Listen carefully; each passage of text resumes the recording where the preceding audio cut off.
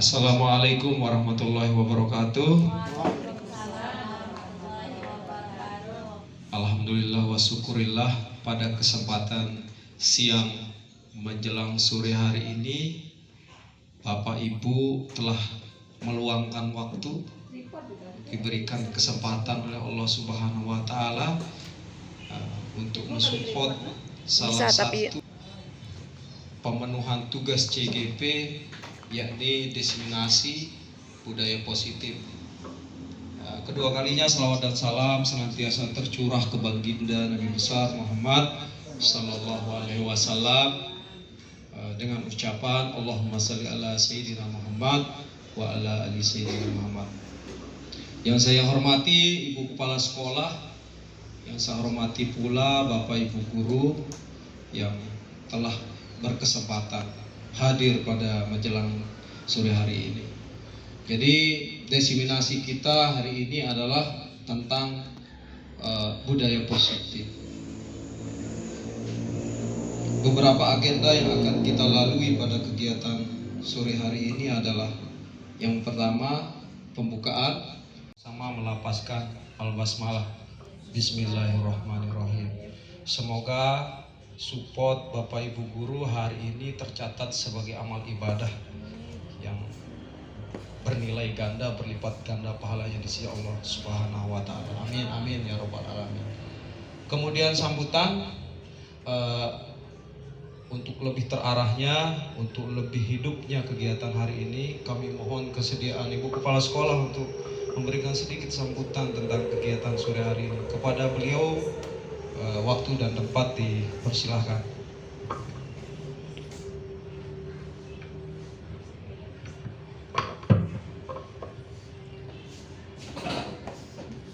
Bismillahirrahmanirrahim. Assalamualaikum warahmatullahi wabarakatuh.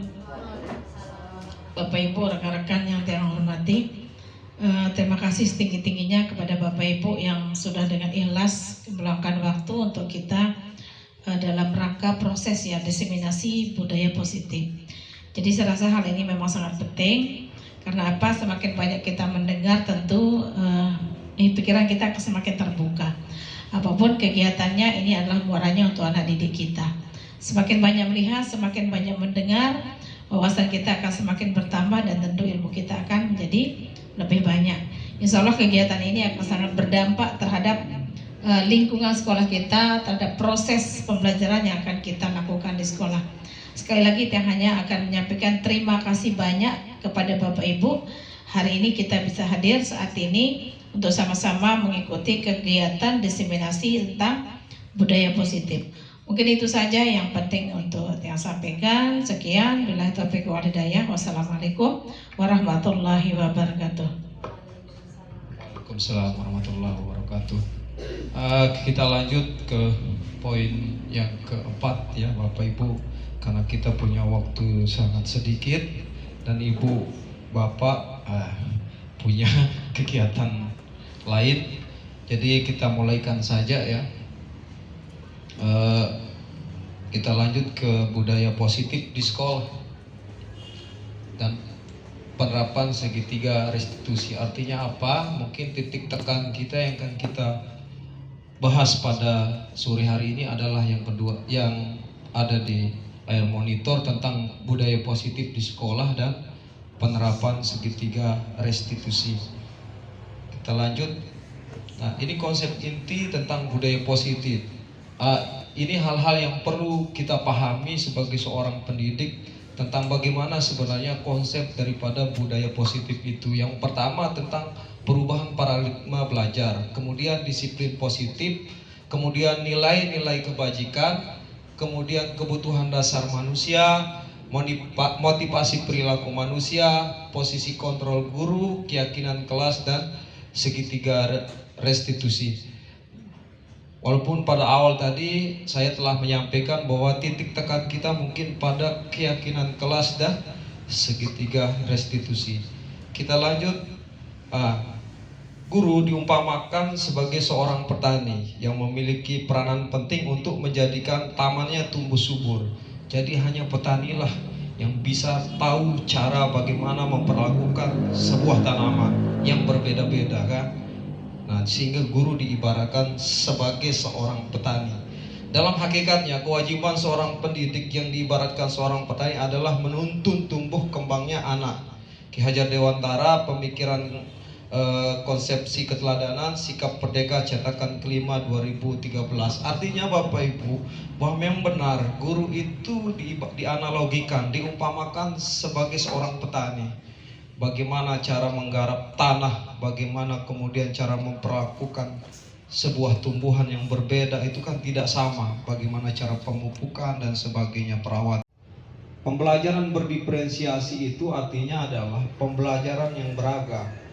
Pembelajaran yang bisa mengakomodir segala bentuk kebutuhan dan gaya belajar peserta didik. Sehingga belajar itu diartikan dalam diferensiasi itu adalah belajar yang baik itu adalah yang tidak menyeragamkan sesuatu yang tidak bisa disamaratakan. Itu pembelajaran yang baik. Ini lagi-lagi menurut Bapak Pendidikan kita, yaitu Ki Hajar Dewantara. Pembelajaran berdiferensiasi itu adalah pembelajaran yang mampu mengakomodir segala bentuk keberagaman yang dimiliki oleh peserta didik. Oleh karena itu tadi diibaratkan petani tidak akan pernah mungkin memperlakukan sesuatu itu menjadi sama, karena memang hakikatnya adalah berbeda. Kita lanjut ke pengubahan paradigma stimulus respon ke pendekatan teori kontrol. Nah, ini paradigma yang berubah sebenarnya dari stimulus respon ke teori kontrol. Apa yang berubah di sini? Salah satu contohnya adalah realitas kebutuhan kita sama kalau di stimulus respon, sedangkan kalau di teori kontrol itu adalah realitas kebutuhan kita berbeda. Memang seperti itu. Kita tidak akan pernah sama, kan begitu. Semua orang melihat hal yang sama. Kalau teori kontrol, setiap orang memiliki gambaran yang berbeda. Saya contohkan satu. Ini analogi. Misalkan kita berbicara tentang sapi, orang akan memaknai sapi itu berbeda. Ada yang memaknai sebagai komoditi, hewan yang diperjualbelikan. Ada yang dimaknai sebagai hewan ternak, bagi orang yang suka berternak. Ada yang dimaknai sebagai hewan seni bagi pecinta seni. Itu mungkin yang dimaksud dengan teori kontrol tersebut. Bahwasanya kita boleh memaknai sesuatu itu secara berbeda, akan tetapi objeknya itu tetap sama, kira-kira seperti itu. Ini paradigma yang harus dibangun gitu. Kita sudah sampai pada pembahasan, mau sampai pada pokok pembahasan inti kita tentang disiplin positif. Di sini kalau kita berbicara tentang disiplin, kita sering salah mengartikan. Ketika saya menyebut disiplin, kira-kira yang terbayang di benak Bapak Ibu apa kira-kira? Taat, aturan, tekanan, kira-kira seperti itu. Bahwasanya itu paradigma yang memang juga harus dirubah. Disiplin berasal dari kata disiplina, yang artinya adalah belajar. Disiplin mengacu pada disiplin diri yang memiliki tanggung jawab terhadap apa yang dilakukannya berdasarkan nilai-nilai yang diyakini. Ia sudah memahami tentang konsep disiplin. Lalu apa sebenarnya disiplin itu? Kesimpulannya adalah kemampuan seseorang di dalam mengontrol dirinya, di dalam menguasai dirinya untuk berperilaku sesuai dengan kebajikan, nilai-nilai kebajikan yang diyakini.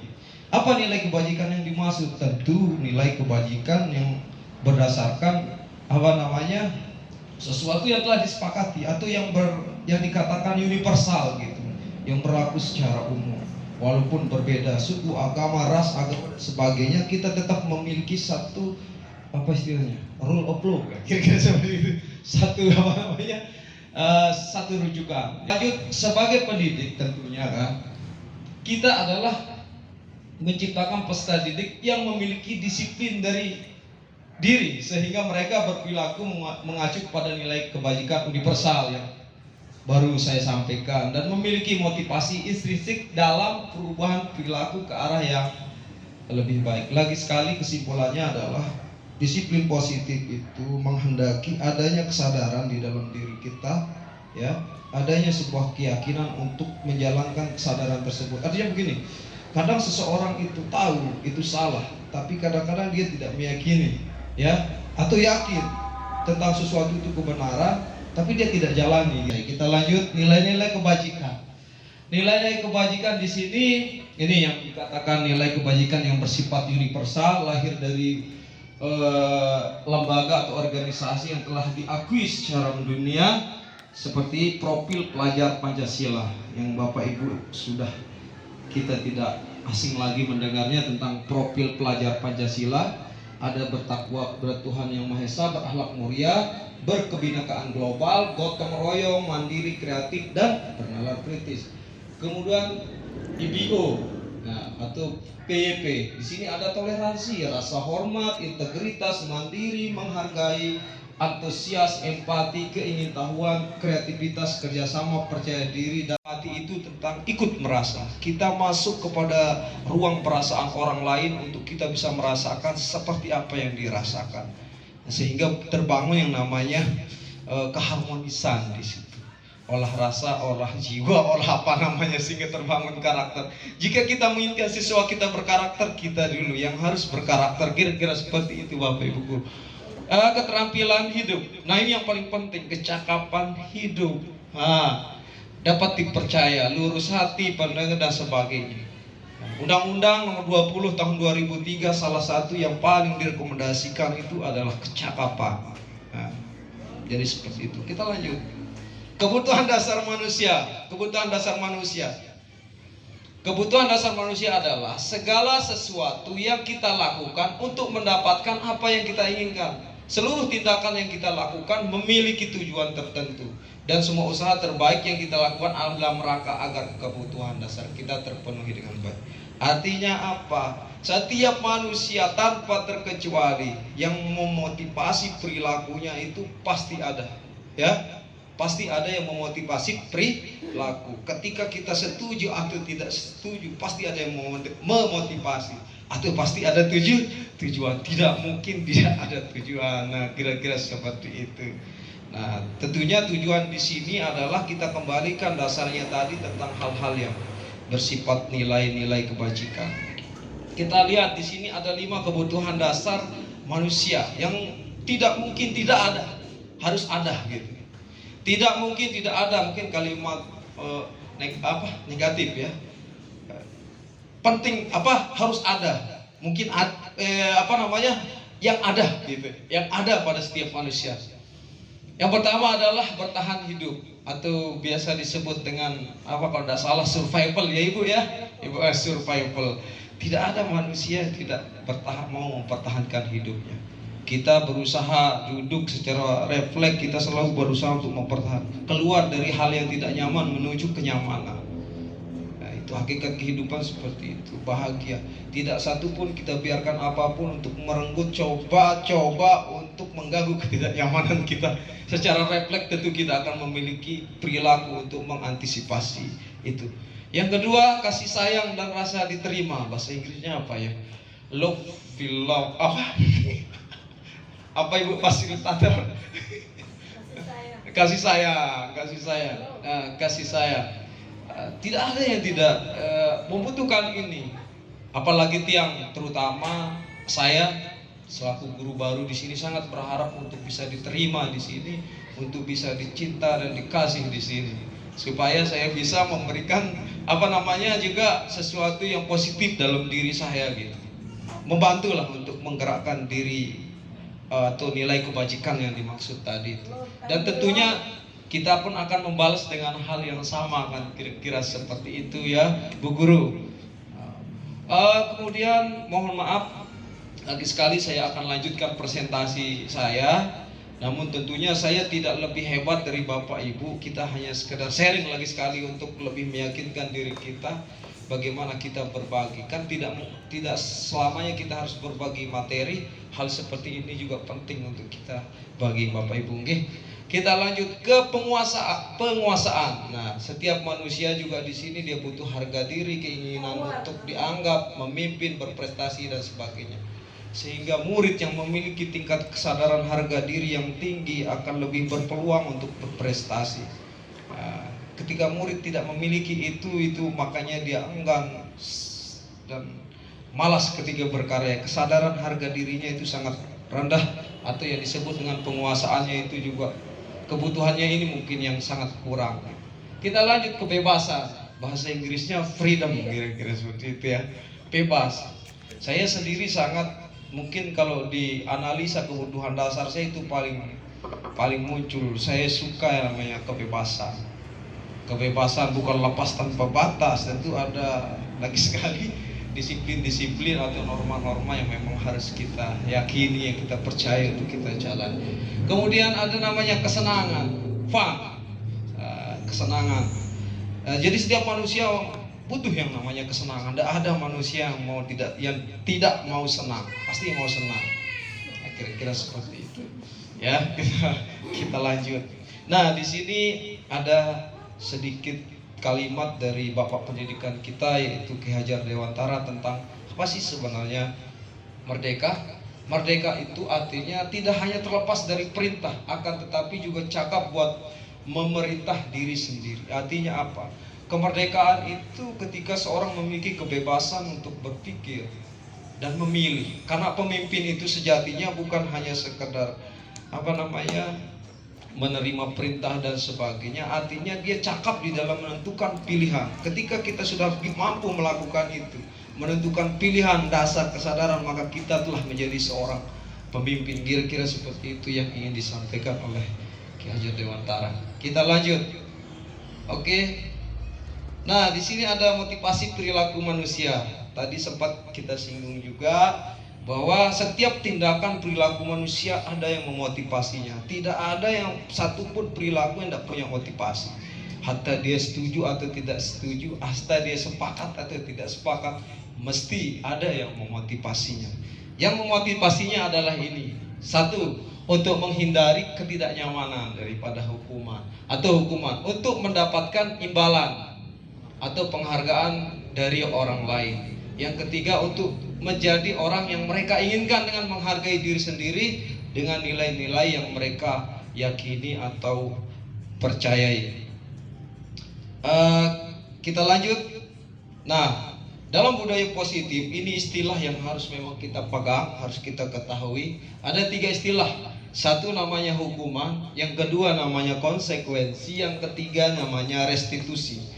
Ini kapasitasnya berbeda di dalam mengubah perilaku kebiasaan peserta didik. Contoh hukuman, tidak terencana, tiba-tiba murid tidak tahu apa-apa yang akan terjadi, tidak dilibatkan, bersifat satu arah berupa hukuman fisik dan psikis. Kemudian konsekuensi terencana, disepakati sesuai peraturan, murid tetap dibuat tidak nyaman, sikap guru selalu memonitor murid. Restitusi, proses menciptakan kondisi bagi murid untuk memperbaiki kesalahan.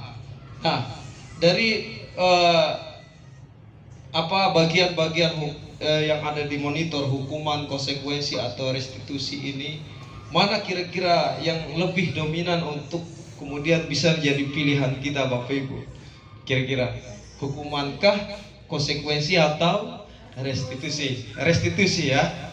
Nah, karena tentu restitusi ini salah satu tujuannya adalah untuk mengembalikan identitas gagal pada seorang peserta didik kita.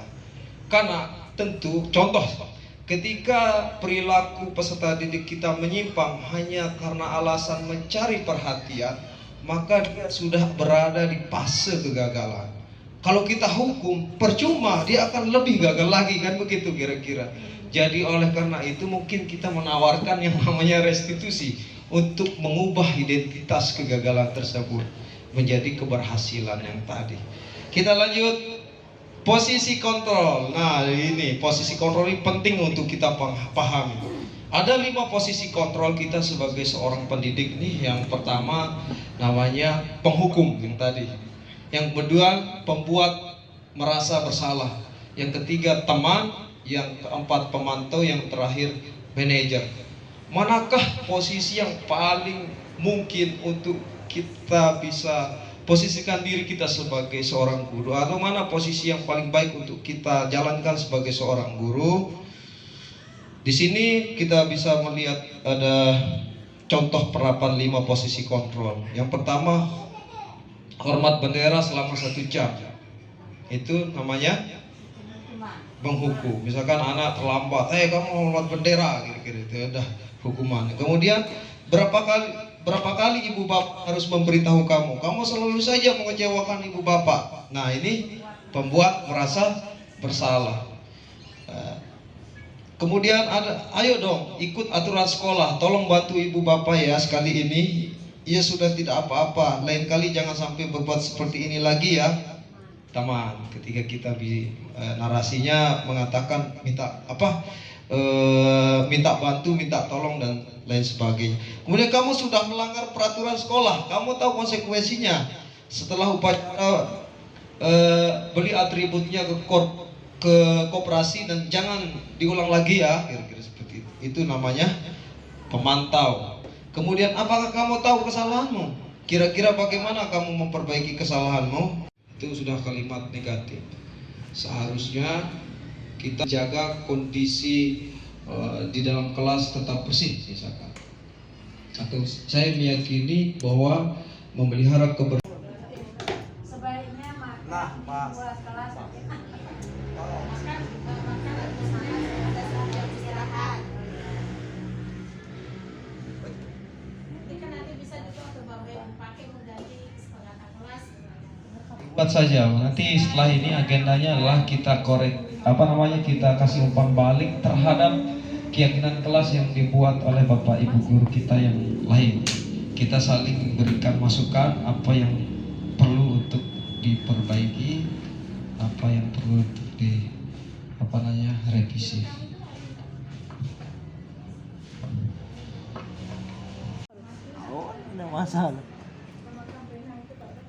Semangat Bapak Ibu, Insya Allah ini akan ada manfaatnya untuk kita semua.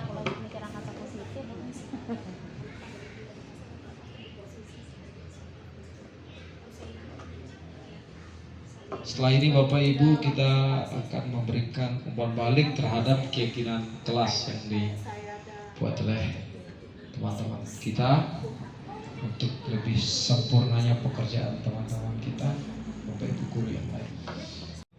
Nah, kalau begitu kami persilakan untuk ditempel di depan. Kita akan coba analisa sama-sama keyakinan kelas yang telah dibuat.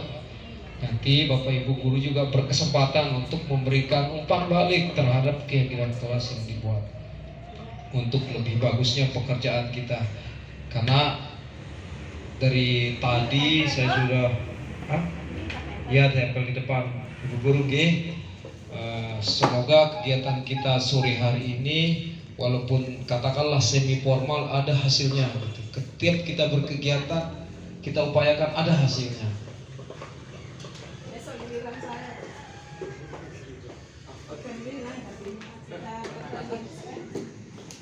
Banyak hal yang dibahas bukan terkait sekolah. Biar anak-anak mungkin berkreasi aja besok di kelas ya. Eli, bagi saya Ya.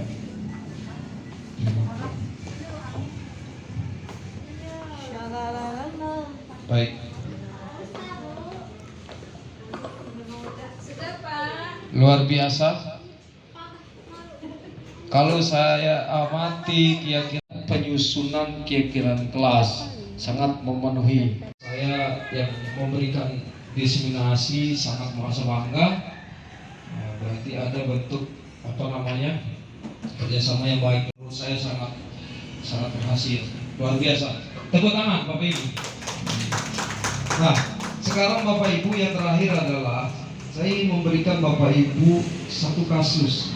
Kemudian kita akan coba restitusi. Di sini Bapak Ibu bermain peran saja dengan Bapak Ibu guru yang lain. Berpasangan ya, Bapak Ibu.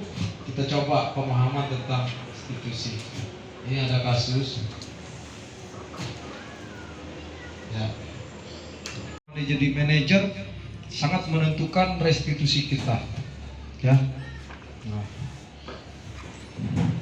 Ini sekedar contoh Ibu guru ya, Pak guru, hanya sekedar contoh Pak guru.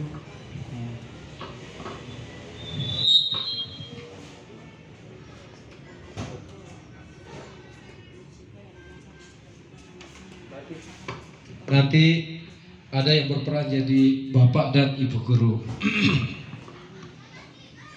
dengan kasus yang ini. Coba diamati dulu kasusnya seperti apa. Kemudian menyusun skrip apa namanya, restitusinya seperti apa. Ini kita coba merestitusi.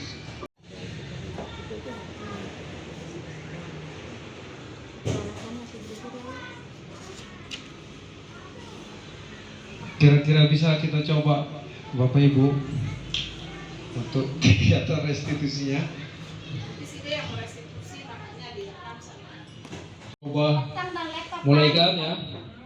Sini Bapak Ibu guru, Bapak Ibu sudah siap. Siapa yang jadi guru? Ibu guru. Jadi mulai ya. Mari Bapak Ibu. Curug caranya nggih. Langsung dulu atau dari awal? Di sini tuh. Berhadap-hadapan. Oh ya, ini yang ringan. Nah. Ya. Oke.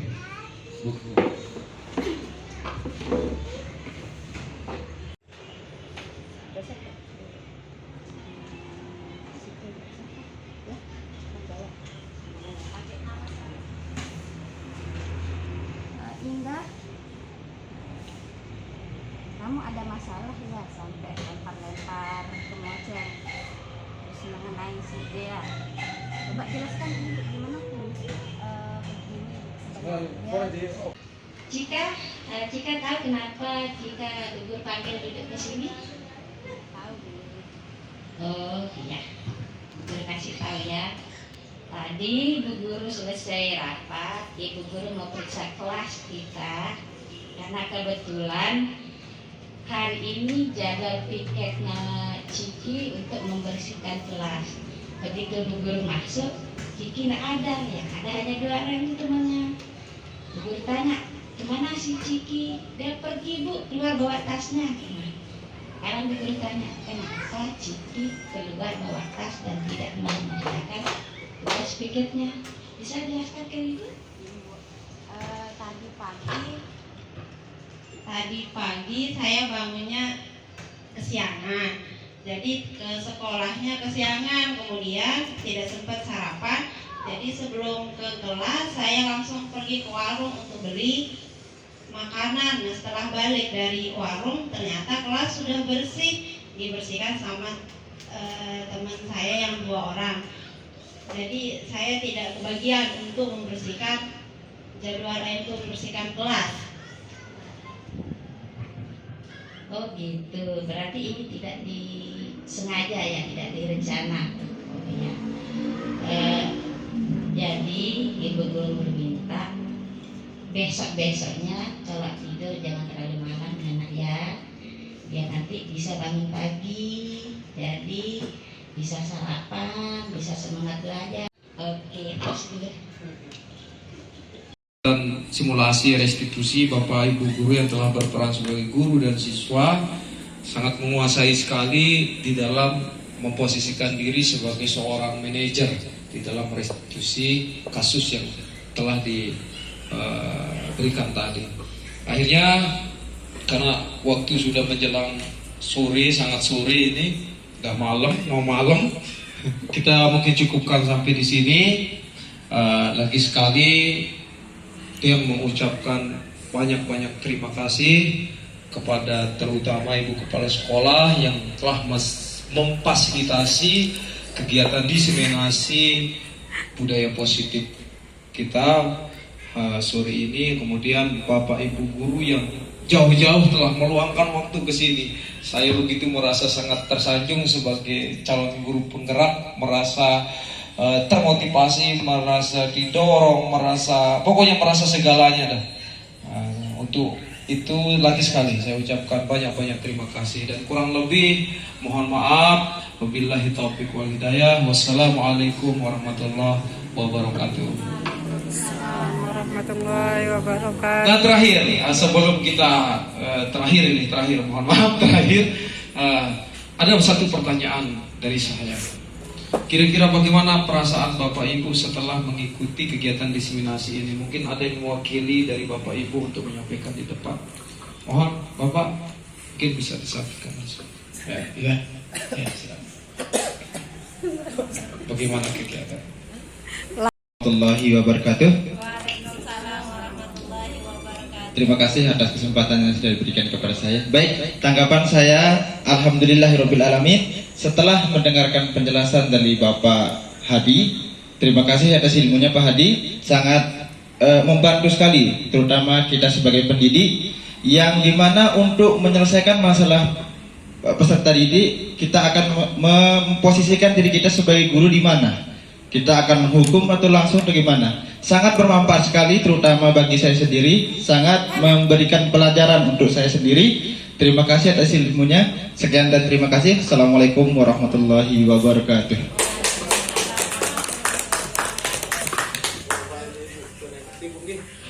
Lagi sekali. Assalamualaikum warahmatullahi wabarakatuh. Ya.